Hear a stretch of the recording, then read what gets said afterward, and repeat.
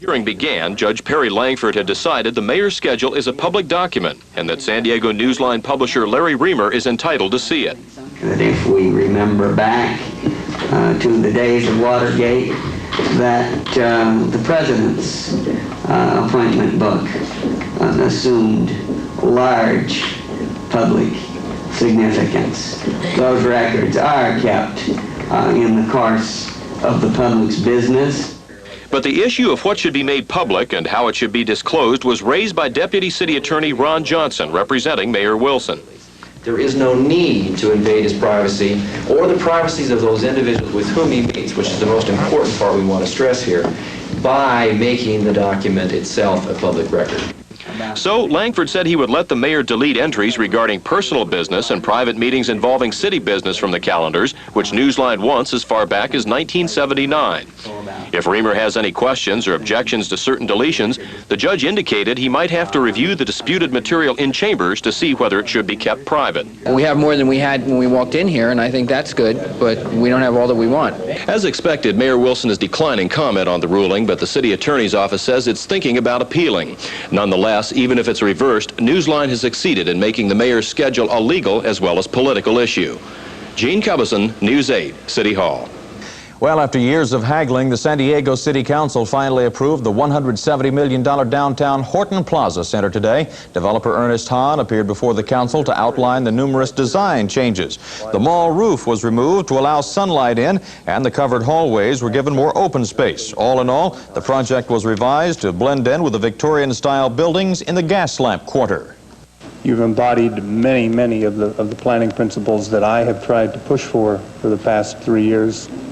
And while not attempting to take credit for that, just let me say, gentlemen, that you've done an exceptional job, and I thank you for that. Groundbreaking has been delayed from March 15th to June 15th, but after this approval today, Hahn estimates it'll take only 90 days to arrange the financing now.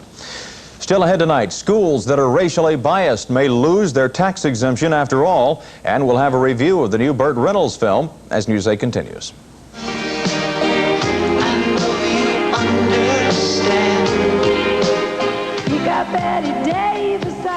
President Reagan did a quick about-face today on the issue of tax-exempt status for schools that discriminate against blacks. Last week, you might recall, the administration said it had no intention of proposing legislation to forbid the tax exemptions. But today, the administration said it would. In doing so, Mr. Reagan bowed to pressure from civil rights leaders and some Republicans, including Senator Bob Dole. Despite what Interior Secretary James Watt says, plans are still on tonight to build a monument in Washington, D.C., honoring those Americans who died in Vietnam. Watt has said the monument cannot be built without his approval. He hasn't yet approved it, but that may not block construction. Critics don't like the monument's design because they say its V shape looks too much like the peace sign that anti-war demonstrators used to flash. Watt was in his element today, speaking before farmers gathered in Mission Valley. The secretary talked of the need for self-sufficiency in energy. That subject is awash in controversy, as is Watt. News 8's Jesse Macias reports. The annual American Farm Bureau Federation convention, James Watt received a standing ovation. He pointed out that previous administrations were guilty of ignoring our national park system and falling behind in production of oil and natural gas. He warned that the United States is vulnerable right now because we depend on other countries for strategic natural resources. Resources, he says, can and must be obtained here at home. Oil, he said, must be aggressively pursued. Watt pointed out that he favors oil drilling off the California coast. I also want to express my full support for Governor Brown's efforts to drill in the Santa Barbara Channel. He has issued this last several months drilling permits for drilling close in to shore within the 3-mile state area. I've tried to drill 27 miles out off the central coast of California. He's opposed my efforts to drill 27 miles from the shore. I'm supporting his efforts to drill 3 miles and within. His decision is right, should be supported, and I see no hypocrisy in that. I think he's made a wise decision. Watt also forecast that water shortages across the nation will be critical in the 1990s. Meanwhile, environmentalists say Watt is moving too quickly in many areas, such as the opening of wilderness lands and a willingness to shift environmental control over to states. A full report on the department's progress is expected in 3 weeks. Jesse Macias, News 8. San Diego County will receive more than $300,000 this year to fight the dreaded medfly. That money will be provided by the state. It's part of an agreement between the county and the State Department of Food and Agriculture. With that money, the county plans to set up 920 more medfly traps here.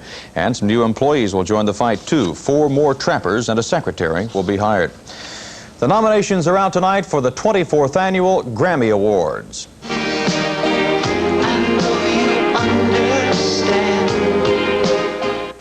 The late John Lennon's work was nominated for 5 Grammys, including Album of the Year, which he recorded with his wife, Yoko Ono.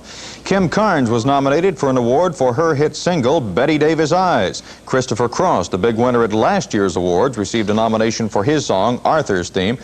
The National Academy of Recording Arts and Sciences will announce the winners at a ceremony on February the 24th. Burt Reynolds acts and directs his latest movie. It's called Sharky's Machine, and after a slow start at the box office, it's turned into a hit these days. News 8 movie critic John Kalia has his review of it. John. Mike, Sharky's Machine is a vast improvement over Reynolds'